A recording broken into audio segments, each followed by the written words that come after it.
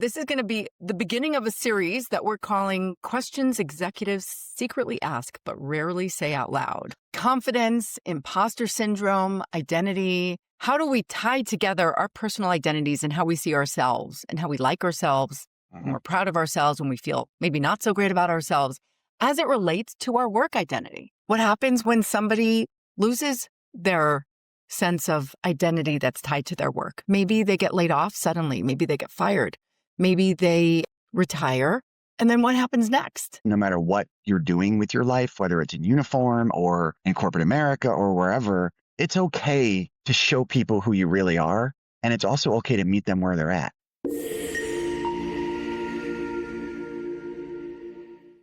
Hey there. Welcome to the next episode of Leadership and Motivation Unleashed. We're excited to come back to you with a new episode. This is going to be the beginning of a series that we're calling Questions Executives Secretly Ask But Rarely Say Out Loud.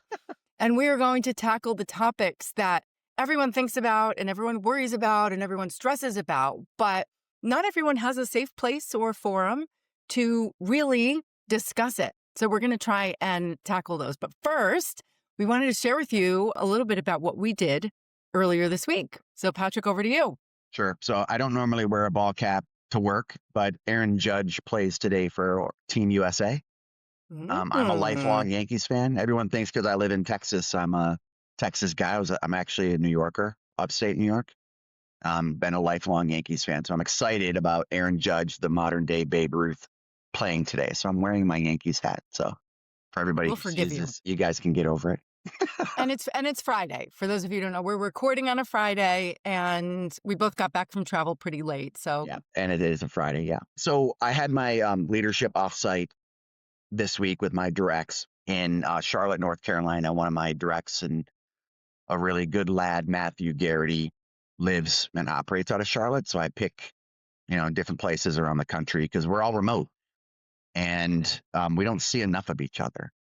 And I don't have a bottomless pit of dollars or I'd fly us around every month. Get some FaceTime. And I'm not a hard and true, everyone get back to the office guy, even though I think I've talked about it on other podcasts. Like you can look me up on the internet and you'll find like comments from whiny employees from my past that thought I was an office guy. And I always saluted and did what my bosses told me, which by the way, everybody should.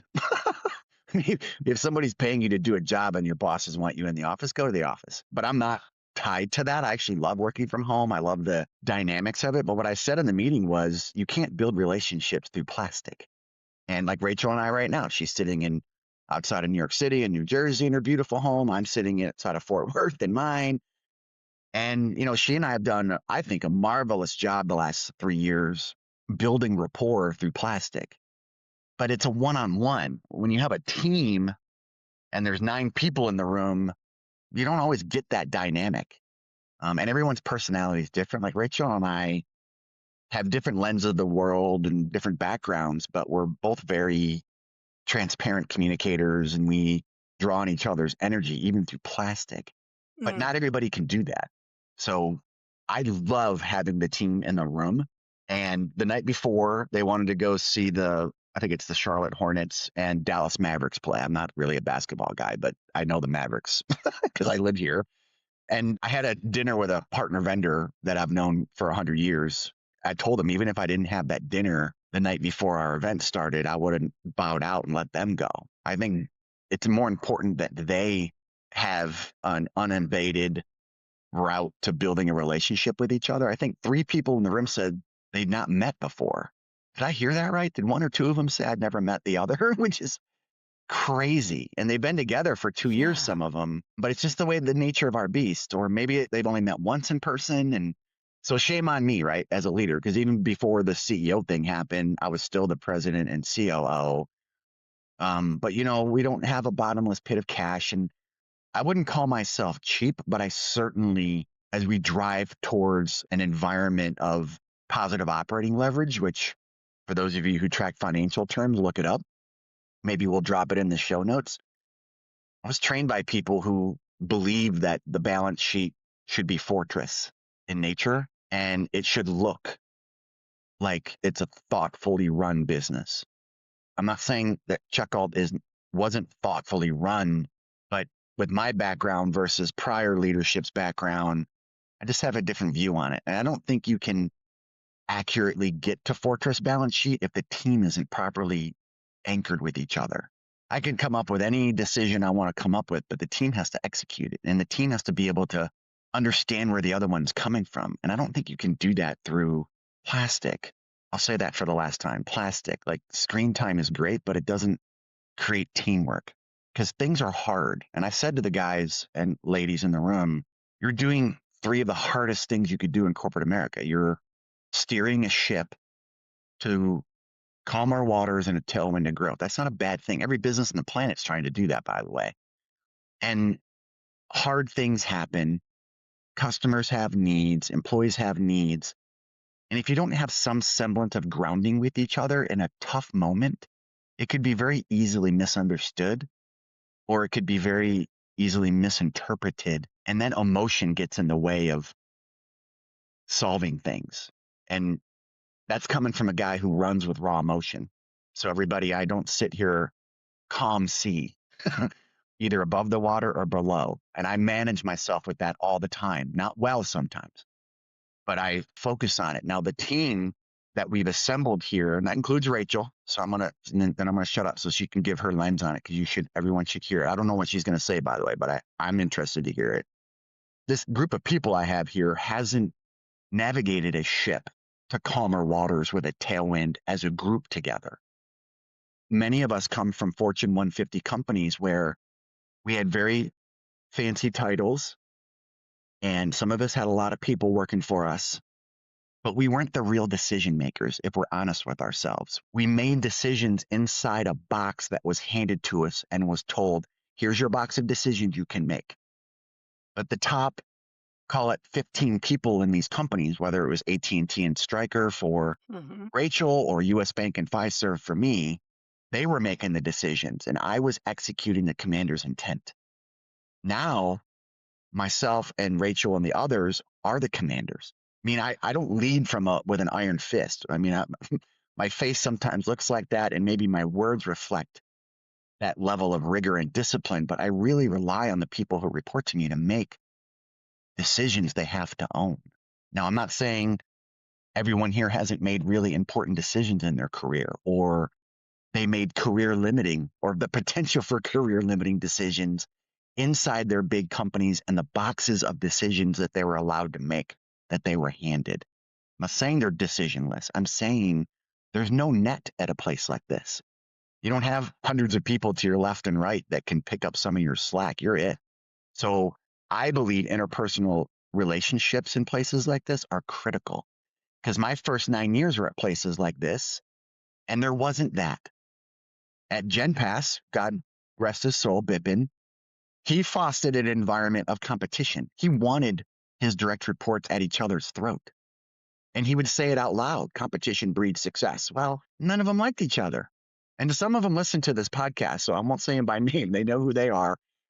I love them, and they taught me a lot, but they knew it too, and it exhausted them. Because when they were with Bipin at GenPass, that was their third time starting a company together. So imagine what that felt like on your third go. And then at ACS, it wasn't a culture of competition, but it was certainly your life doesn't matter. Like work until your eyeballs fall out. And that created a level of stress. And I was a kid then. All my insight for ACS is looking backwards. I didn't know what I was experiencing at the time. It was crazy, but I didn't know what it meant. So here I have all these experiences at VC-backed companies and big companies, and I really push the Rachels and her peers to own their environment. And I swear to everybody, I try to stay out of their way. I just want to understand what they're doing. And if I have to get involved, I do.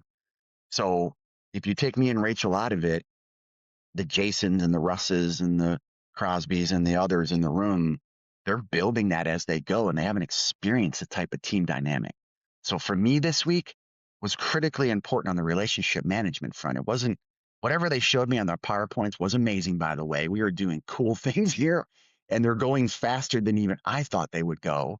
And that was wonderful. But what I really enjoyed was watching the dynamic in the room grow over a 2-day period. It's amazing what you can get done in a short amount of time when you're in a room together like that.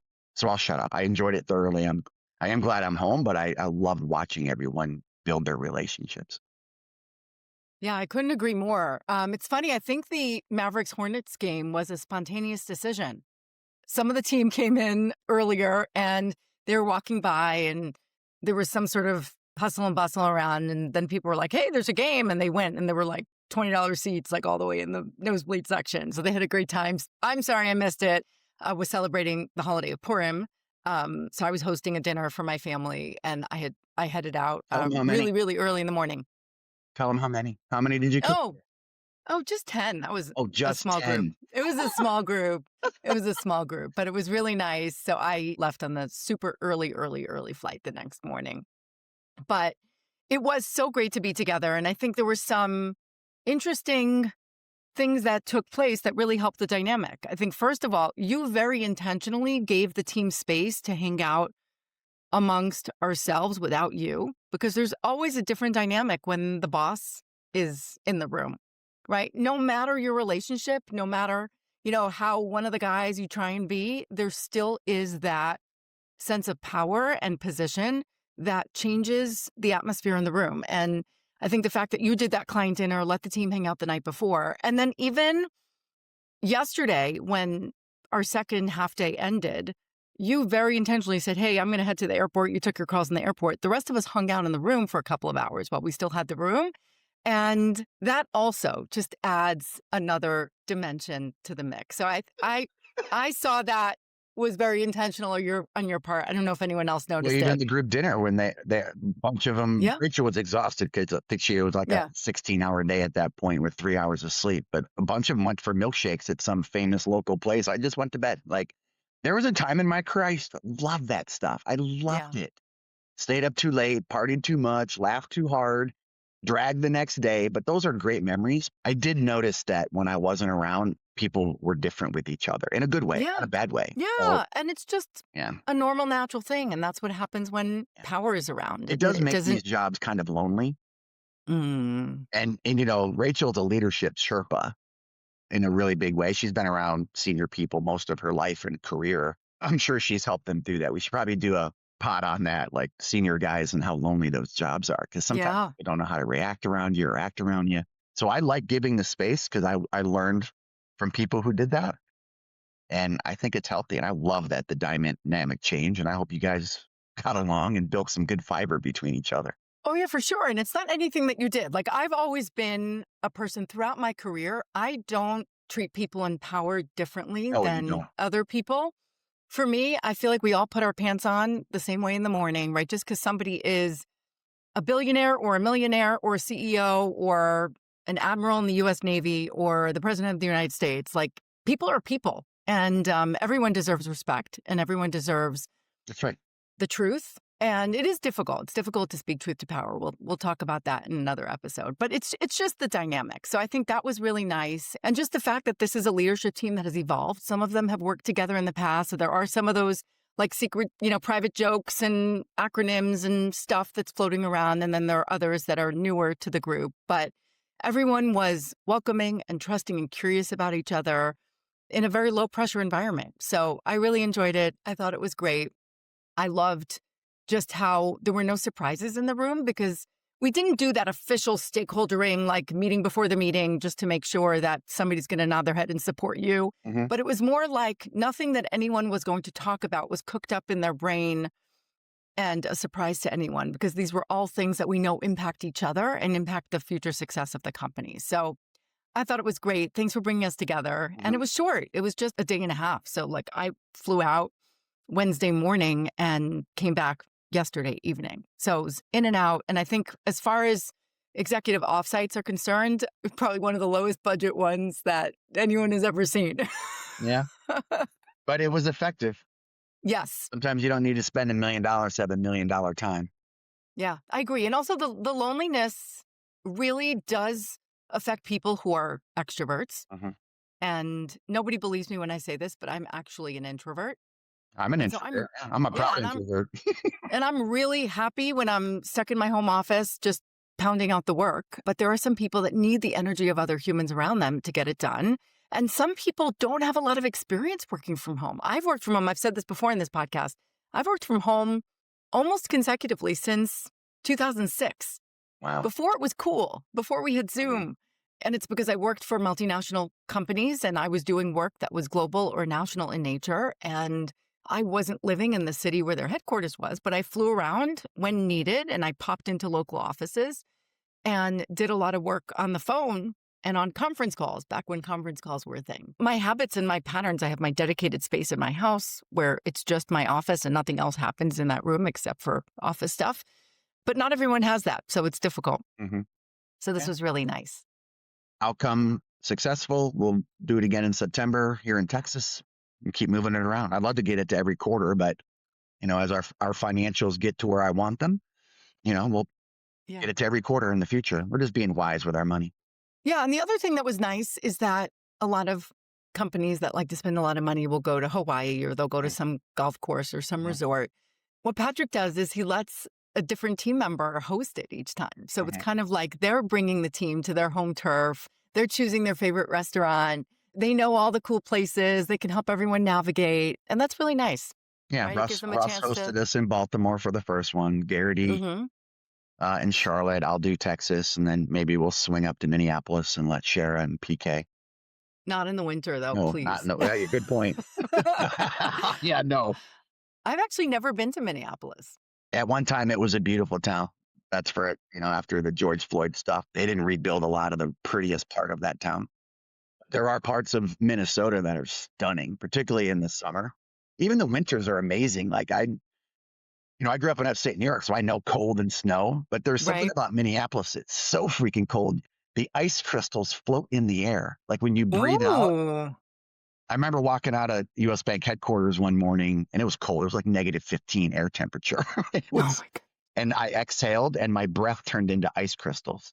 It was like a storybook thing. And everyone does that. And you see the ice crystals dancing in the air. Like, oh my God, I got to get inside. You're like Elsa from Frozen. That's right. All right. So topic of the day is. Okay. Topic of the day is confidence, imposter syndrome, identity. How do we tie together our personal identities and how we see ourselves and how we like ourselves when we're proud of ourselves, when we feel maybe not so great about ourselves as it relates to our work identity, right? So we all know so many people that are super duper confident in their personal life. Maybe they're active in their faith community. Maybe they're, I don't know, they've got hobbies and they do stuff in music or they play cards or their sports or whatever. But at work, they kind of become this person in the shadows. And then you see people that are the opposite, that thrive at work, that are super confident, that take over the room. But in their personal lives, maybe not so much. Maybe things aren't going so well. And I think some of the underlying dynamics here are how we tie our self-worth and our confidence to what we do all day.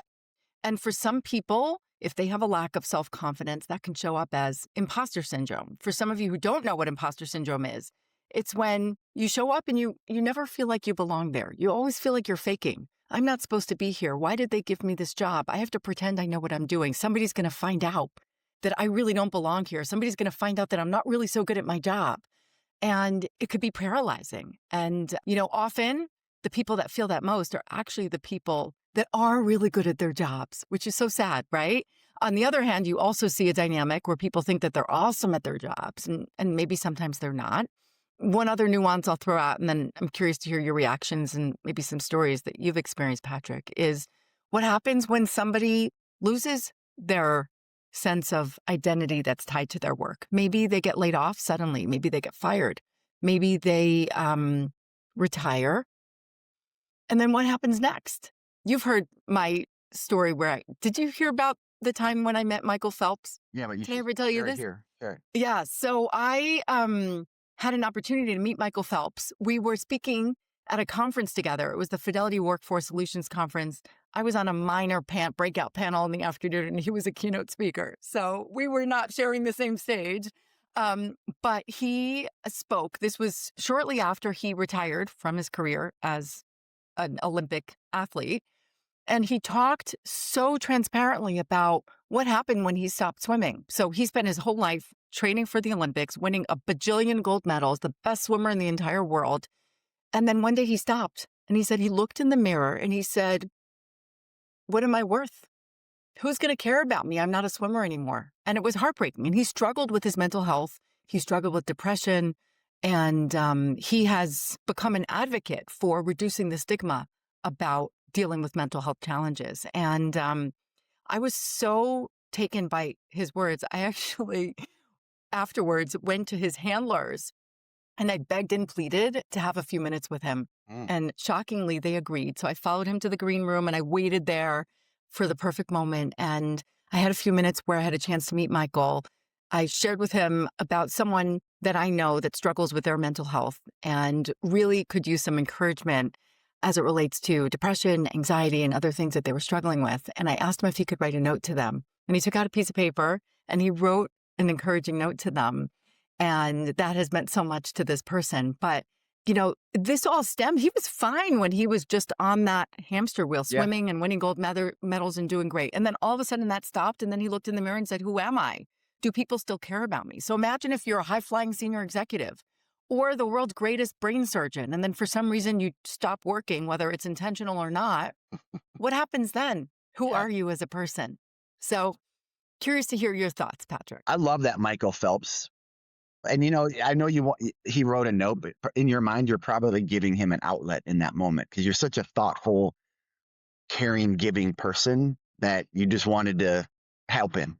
It maybe help's not the right word, but it does help the folks that are struggling like that to give to others, gives them a perspective. You're really, really good at that. My commentary along those lines is particularly imposter syndrome. I've used that term a lot. I see it in females a lot. Mm-hmm. US Bank, Richard Davis was amazing at this. He was super proud of a few things, but one of the things he was most proud of was that they received the most powerful women in banking award every year. I don't track the bank like I did, so I don't know if they're still winning it, but they went on when I was there was a 10-year stretch where the bank won it for group leadership of women in power or women in leadership at the bank. That's great. And a lot of them were like senior to me, like EVP types, but a lot of them were my peers at the SVP layer of the bank. And I had relationships with some of them because of the leadership programming I did, or we had work to do together where payments crossed over banking there. And the ones I got close to would share that they can't believe that that's where their career took them. Because I'm inquisitive. I like to hear about people's careers. I'm genuinely fascinated about people's journeys. We've all had such unique journeys. And that's what I think makes the fabric of an organization good is everyone's different versions. Yeah. But I was always kind of sad. Maybe sad's not the word. I was surprised, sad, insert whatever you want word, that so many of the ladies I worked with couldn't believe they were there when they probably should have been running the damn place. Like I always saw more out of them than they saw of them. So, I set out on a mission in 07, 08 to get my team more than 50% female, my directs. And I accomplished it around 2013 and drove that way all the way through Fiserv. Like half my team was female leadership. I love the perspective and, the type of leader I am. I sat and talked with people, not just about work. Hey, how many ATMs, how many debit cards? I wanted to know that stuff, but I wanted to know about them. How were they feeling? What did they need my help with? Not that they needed help, but what could I do to knock down barriers? Like I always considered myself a door kicker. If something was in someone's way, I'm really good at eliminating the obstacle or showing a different route around, above, or below the obstacle. But those dialogues always turned, oh, Patrick, you get away with the stuff you get away with because you're a guy. And I would go back to them and say, okay, but then you're feeding the stereotype by even saying that. The way I communicate with people, which rubbed some people the wrong way. I mean, my career has had lefts and rights and ups and downs because I don't have a great filter and I don't pretend to be something I'm not.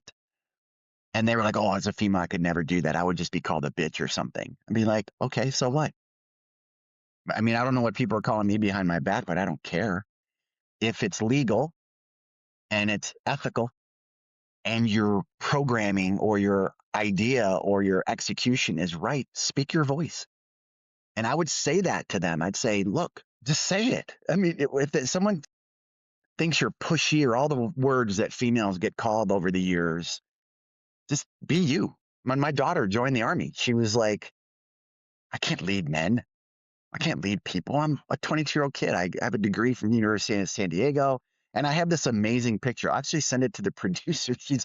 She's like this baby. She graduated from OCS at Fort Benning, Georgia, and she's at her first unit, and she's standing in front of her team. She had about a team of 10 for her first job. As a 22-year-old, that's a big job in the Army. You got 10 people working for you. Her senior guy has a chest full of ribbons like he'd been around in the Army for 100 years. Like, I'd not seen a rack of ribbons on a person like that, even when I was in. And his face just spoke of stories, of experience. And then there's this baby face 22-year-old female, his boss. And I would say, look, and look, for the audience, don't judge me or her. I said, you know what? In the military, particularly female leaders, smoking and joking is a real thing. And I don't want my kids smoking. I'm like, but a lot of people smoke in the military. It's like if you smoke them, if you got them, is a real thing. It's in some units, that's the only break you got, standing around smoking a cigarette.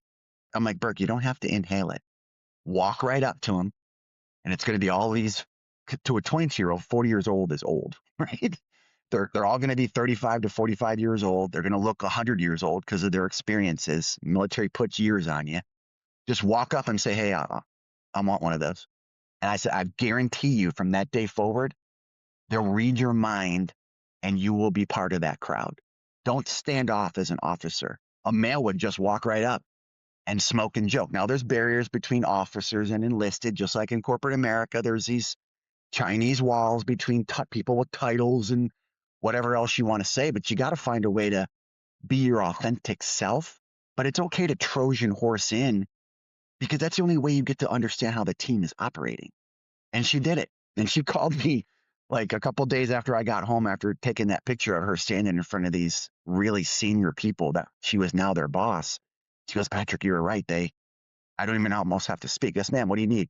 What do you need, ma'am? And then they started busting her chops politely. You can make fun of leaders a little bit if you have the rapport. And then she was off to the races. And all of her OERs, which is like a review, and I want to say for that the unit she was in there, every 6 months, the commander would give her a review. She was 1 or 2 in the unit at her rank. And it was because the men and women she led respected the fact that she dipped her toe in. So imposter syndrome and being your authentic self, no matter what you're doing with your life, whether it's in uniform or in corporate America or wherever, it's okay to show people who you really are. And it's also okay to meet them where they're at. And a lot of those guys that she was in charge of, they didn't have college or her experiences. Like, she was on the men's rowing team. Like, is she going to walk up to a 15-year master sergeant in the Army and talk about rowing? No, not at all. But if you stand around and smoke and joke, don't inhale. I told her that. Be like Bill Clinton. Don't inhale. Like, just put it to your lips and don't tell your mother I told you this. And of course, Lisa listened to this, unless she's going to hear this all these years later. I'm like, but it's a bridge in. So what is that in corporate America? I don't have the answer for everybody. And now you got this AI stuff landing on you and all the fear of jobs going away and these layoffs happening everywhere in the world. We talked about that in the last episode. You got to find a way, male or female. Imposter syndrome, or whatever you want to title it, you got to find a way to show people that you're authentic, because in an unauthentic world, which I believe most work is unauthentic because of what you said. Think about Michael Phelps' picture of those, was it 12 gold medals? Whatever his count is, if you guys go, maybe we'll drop that picture in there too. He's standing with his arms crossed and he's got all his medals hanging off of him. Because I think he owns the record still for the most medals won, right? 12 or 16 medals. I think he's the record holder, both winter and summer. Oh, wow. He's the most decorated Olympian in history. And you look at that picture and you're like, man, he's got it all together. Mm-hmm. I mean, a world champion, Olympic champion, all these things. And then look at your story, meeting him, that he struggled because he didn't have his armor on anymore. Well, what made him a 12 or 16 medal winner was what was already in him. There's a sadness about, if you no longer have your uniform on, what are you? You know, my wife's worried about me. Like I'm on the last third of my career. I am. I mean, I don't think I look 100 years old, but from a career perspective, I've got 30 years in next year. I can't believe it. 30 years. November. November of this year is 30 years. I thought it I'm was this close. year. 30 years. And I can never stop. If I ever retire, and I don't know if people actually retire anymore, I'm going to have to do something. Like she's really worried that I'll lose my identity. Because for so long, first 2/3 of my career, I was that guy. I am my job. My job is me. Inappropriate, everybody, by the way. Like, and I've shared a little bit of this on last season, I think, where I didn't do enough on the personal side. I am not my job. And the ladies I would talk to who had imposter syndrome with these heady jobs or big jobs, I would say, you're not your job, but what you are makes your job better. It's a bit of a tongue twister. Like, you're not an imposter. You belong in the job you're in. You are amazing person. The person is what people are after, not the job. I actually don't think the most successful people, good, bad, or ugly with their job, should ever identify with it. A lesson it took me a long time to learn, a sad lesson, a couple of sad moments in my career or my personal life where I missed things because I was so focused on the role, so focused on the outcome of the role. Climb, climb. Looking back, I think if I was a little more calm and let the lessons come faster versus injecting myself into the lesson versus the lesson injecting it into me, I think I might end up at the same place career wise. I don't know if intensity or fighting through lack of confidence or seeking confidence would have landed me anywhere different. So that's a lot of word salad to say, whoever's listening to this, the ride, the journey is what's important, not the destination. Hmm. Like Billy Joel sings a song, I think it's called Vienna. I may have mentioned this to you before. Like I heard that song like 15 years ago. I think he wrote it in 78 or 79.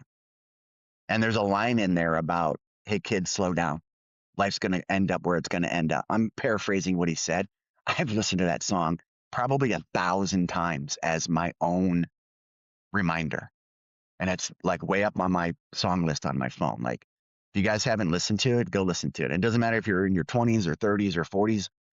Don't let your life slide away because you're too focused on trying to be something you're not. Titles, jobs, roles, brands you work for aren't as important as you. I had jackets made for everybody for this week, and I had their last names put on the collar. Maybe it's a military thing because, your last names are on everything, and I like that on some of my stuff. And I said to Rachel at the elevator yesterday as I was walking out, I'm like, your name is the brand. I have checkout on the front left for people, but that's just because, it's a company thing. But the real brand is her name, and all the guys and girls in the room name that I had put on the back of their jackets. They're the brand. And as a collective, the brand makes the company. Yeah. If more people focused on that with regards to imposter syndrome or bringing your true authentic self, holding on to that sentence, you're the brand. Book, Law, Schwabline, Crosby, Day, like that's the brand. So for the listeners, no matter where you are in your journey, you matter in a really big way. Because if there's a smoking hole in the chair where you would have been sitting or could have been sitting, that place you choose to work would be less because you're not there. Lack of confidence sadly comes from a million reasons that we don't have time to Hmm. get into. Maybe the upbringing was rough, or you had shitty bosses leading up to where you currently land, and just don't miss the doors that open because you're stuck on what you think you aren't. Focus on what you are. That's very preachy, but I wanted to say it that way. Don't think about what you may or may not be, because those are perceptions, and you can't have a conversation with yourself. You're lying to yourself. If you're asking yourself the questions that or comments that Rachel and I are talking about with each other, with yourself, you're your own recycle mode. And then you keep self-injecting the same thoughts on yourself that probably aren't true. Have the courage, like some of the people I worked with at US Bank that would look me in the face and say, Patrick, I don't think I belong in this job. I don't understand why we are receiving the most powerful women in banking. I don't feel powerful. Stop talking to your, and then I already told you what I'd say to them, and it gave them a different perspective. Now, did their past or whatever prevent them from hearing me? Oh, he's just saying that because he felt like he needed to. Maybe. But a lot of them who got to know me knew I didn't speak unless it was for a reason. And I don't blow smoke on people. Like, I'm either going to tell you you suck or I love you. There's not a whole lot of in between. So I am as authentic as it gets, good, bad, or ugly. So for the people who knew that about me and allowed it to get in their brain, and some of them have circled back to me even in the last year. So think about these conversations were like 2010 to 2017. Some of them in the last year have sent me notes saying, I still remember what you said, and this just happened in my career, and I want you to know what you said mattered. When people say those things to me, I feel like Michael Phelps with the medals on my chest. Because that 5-minute conversation landed on some of these people 10 years later. And they're like, I still feel that way, Patrick. I still feel small in some rooms, but I can hear your voice saying, fuck that. Go. And they go anyway. And they fight that feeling of, I don't belong here with a courageousness to drive. And that makes me so happy. Like the acquisitions I was involved in or the projects that were cool that I was involved in means insignificantly less to me than another human being listening to 30 seconds of what I said and using it. And that's why I like this podcast, Rachel. And that's why I so appreciate you. I think that's why we have the relationship we do, because you tell me truth that I don't always want to hear. Sometimes about me, like I have moments of what the hell am I doing here? And I don't mean because I don't like it. I mean, the person, like, how do I go from an E4 in the army to this? And lots of people do. Don't want anyone misread that. But you do get injected with certain things based on your past about what your future may hold. And even though I had a very supportive mom who told me I could own the world if I wanted to, thank God for her, things happen in your life that make you feel like you maybe Of course. shouldn't be on that ladder or on that sidewalk. I don't want to make it sound like everything's about going up and down a ladder, but whatever path you're on, find someone that'll tell you the truth, good, bad, or ugly, and know that whatever you're telling yourself you're not capable of is probably a lie, injected in there by on accident or on purpose by somebody you probably shouldn't have been listening to, maybe including yourself. So anyway, I'll stop at the word salad, but I hope people hear what I'm saying and go conquer whatever you think you can conquer. And if you don't think you can conquer it, say fuck it and go do it anyway. That's great advice. Gosh, I don't even know if I have anything to add. And I promise that's not my imposter syndrome speaking. No, Rachel, you do have a little bit of those things because we all do, but I would say you do not start with that ever. Like Rachel's a door kicker too. She'll go where No. So it's interesting because imposter syndrome that term was coined by two psychologists in 1978, and they actually called it the imposter phenomenon. So I don't know who pathologized it as a syndrome, but I think that says a lot about how the world sees a phenomenon that mostly, not entirely, but mostly impacts women. The opposite of imposter syndrome, which we've talked about on this podcast before, is called the Dunning-Kruger effect. And that phenomenon was coined by two men. And that is actually when the Dunning-Kruger effect. Dunning-Kruger. And what that is, and we'll link it in the show notes for you to learn more about it, but that is when people are not smart enough to realize that they're not capable of something. So they walk around the world thinking, I'm awesome. But the reason why they realize that they're not awesome is because they're not smart enough to realize that they're not awesome. So I'm oversimplifying. It's a very interesting psychological phenomenon. But there is a gender divide that we see. Again, not everyone, right? There are women that don't suffer imposter syndrome and that there are men that do. But overwhelmingly, some of the reasons why many women suffer imposter syndrome and many men tend to walk around with the Dunning-Kruger effect is because of the way that we're socialized. Now, the two of us as leaders in corporate America, or all of you listening, we are not going to change that overnight. That is hundreds of years of socialization, more than hundreds of years of socialization. but it is real, right? So women are very often, when we're young and we're in second grade and we're conditioned to be perfect, right? You hand in your, I don't know, your spelling test, and there's all kinds of research that shows that girls are encouraged to have their handwriting be more perfect. Whereas with boys, it's like, yeah, whatever, you got the answer right. Thank goodness, right? So there is this sense of perfectionism that is inculcated in women at a very young age. And so when you wake up every morning and expect to be perfect, of course you're going to be disappointed because nobody is perfect. Nobody is perfect, right? And so I think it's less about saying we need to remind ourselves about all the areas where we do shine. And then remember that even the people that walk around pretending that they're perfect, they are not perfect.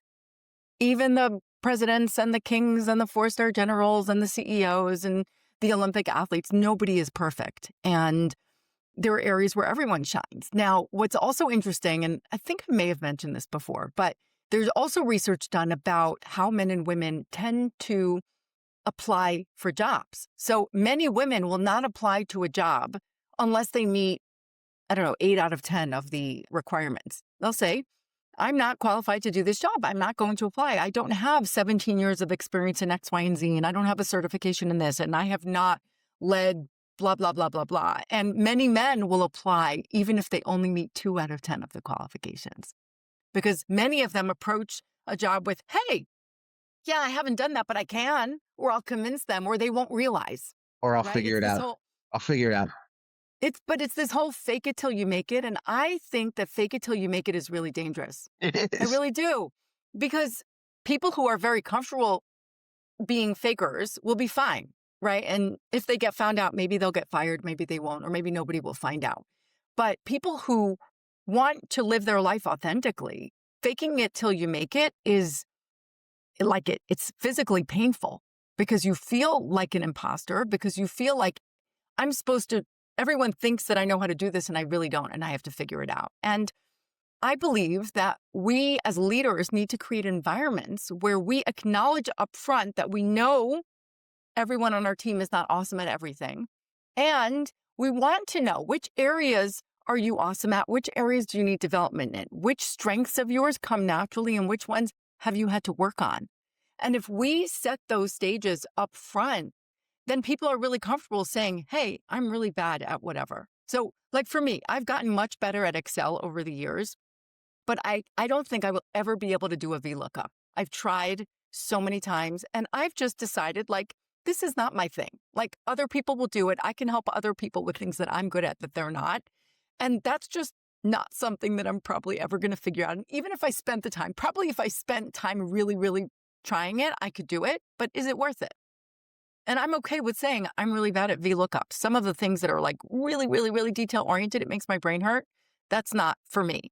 Now, I have the luxury of being able to say that because I'm also good at a lot of other things. But as leaders, we need to make sure that people are comfortable knowing that perfection is not expected. And then maybe we'll see people's true selves and they won't have to fake it till they make it. This is probably drifting into the next podcast, I think, because that's the title we're going to grab the next time here in a minute, maybe. But I said in the room this week because I had to. We have several type A's here, which I love. I mean, we talked about peacetime leaders and wartime leaders in the room.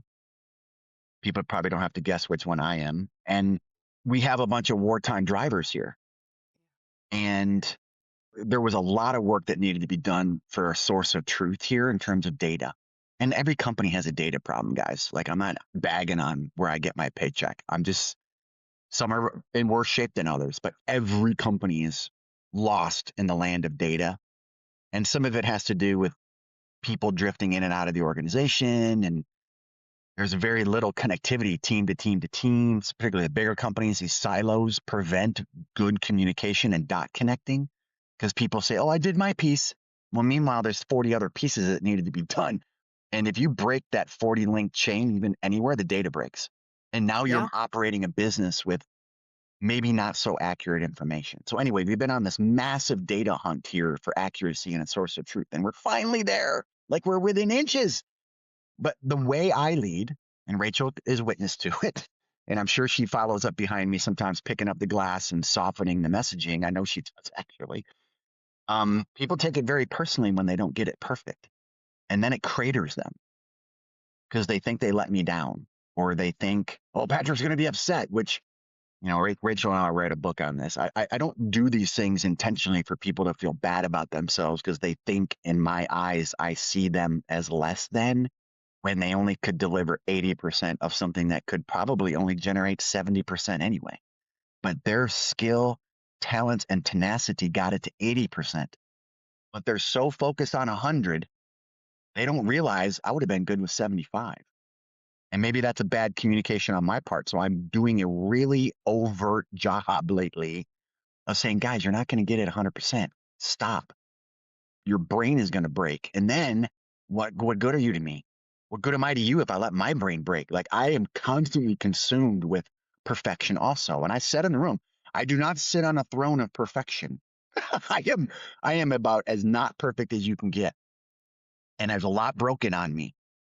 And one of those broken things is, it's got to be so right for me to believe it. I have a trust problem. So imagine being a guy with trust problems, being okay with 80%. Like, what is the phrase, Rachel? I've used it so many times, I just blanked on it. Perfection is the enemy of good. Yeah. Is that it? Yeah. And I think a lot of people, whether they're drifting in and out of imposter syndrome, or they're pretending to be something they're not, they're trying to be the most right in the room. Yeah. And that's inauthentic because no one can be all the way right. It took me forever to understand that. I hate that. If I could start over at 18 again with my 54-year-old brain, oh my God. Like, that's the shitty part about, humans, right? Like, youth is wasted on the young. Yeah. I've been told that a lot. But it took me forever to really see that perfection is a lie. If perfection is a lie, that means you're lying to yourself and you're going to break your brain. Stop doing that. Be okay being okay. Be good with it being good enough. And then just own the outcome. See, that's the part no one ever talks about. Once you have to make a decision with it being the information being good enough, don't blame someone else down the road if it doesn't work. You have to be courageous enough to make calls and have your people's back on not having all the information at hand. Patton on Leadership is probably one of my favorite books. It's like 50 things that he would say to his teams coming up through the ranks that ended up in a book. Patton on Leadership. You guys can go look it up. And he talks about, I'd rather have half-baked plan led by courageous people than a fully baked plan hiding behind what they think is perfect. Oh, I love that. What he was saying is, how can you plan anything in combat? You can't. The enemy has a vote. And once the bullets start flying, no matter how much you train people, they're going to panic. Maybe some of them are too eager and they go too fast. They don't follow some of the plan. And then they get too far in front and you lose them, right? Because they look back and no one's with them. Like, you got to stay together and you have to make decisions on what you think you know, and the rest of it's your gut. You got to be okay with gut. But that doesn't mean you don't go chase, some type of plan to keep you on track. And my closing thoughts on this are, it goes back to what I said in my first word salad segment was, I think courageousness is more important than perfect. And you don't have to be the bravest one in the room. You just have to be the one to say, let's just do it. And if we screw it up, we'll figure it out. We'll adapt. We'll improvise. We'll overcome.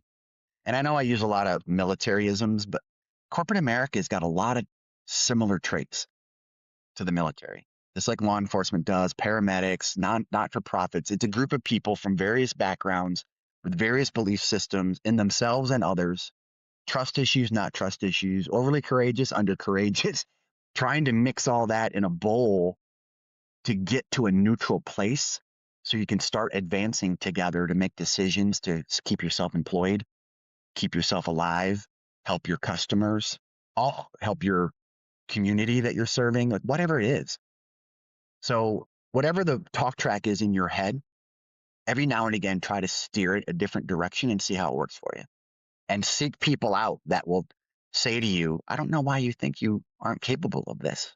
Look at all these things that you do that are very similar. Try it over here. and making a mistake, own it. Be proud that you're in a place you can make a mistake. And if you're a leader, let people screw up. Let people Yeah. screw up. My best lessons were horrible mistakes, personally and professionally, and give people the grace to recover from their mistakes. And they got to be held accountable, but pick them up, have a word or two, brush them off, and push them back in and support them. That's all I got to say on that. Yeah. And so, a couple of takeaways as individual contributor, as an employee, or as a leader. The first thing is to notice and name these phenomenons, right? People who look super duper confident may not be. On the flip side, there are people that don't look confident that are. Nobody is perfect. Everyone has strengths. Everyone has areas of opportunity. And the perfect balance on the team is to make sure you've got the mix that you need for the goals that you need to accomplish. And so, some of the things that you can do as a leader or as an employee to try and make sure this doesn't negatively affect you is just call it out, which means if you're feeling a lack of confidence, first of all, if you're feeling a lack of confidence and you're like, oh, I don't know that I can really do this, but I know I have strengths in that area, have a conversation with your manager about it and call out the parts that you're really good at. Explain what you're doing to become better at the areas that you're not, and put it out there so that you don't feel like you have to pretend. Maybe then you'll finally get the support that you need. Now, if you're really bad at math and you're in a financial analysis role or I don't know, a job that requires math as its basic function, you might need a career change, right? So that might not be the area to try and get better at that. But if it's a peripheral aspect of your job, it's fine. You're probably making up for it in different areas. And as a leader, there are so many ways to signal to your team that perfection isn't necessary.